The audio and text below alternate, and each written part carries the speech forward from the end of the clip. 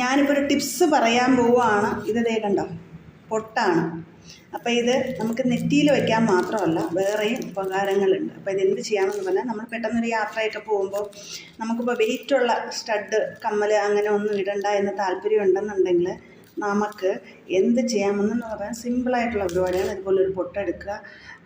സംഭവം കാതിൽ ഇവിടെ നമ്മൾ ആ ഗോള് വരുന്നുണ്ടല്ലോ, അതിൻ്റെ നേരെ സെൻട്രലായിട്ട് ഒട്ടിക്കുക.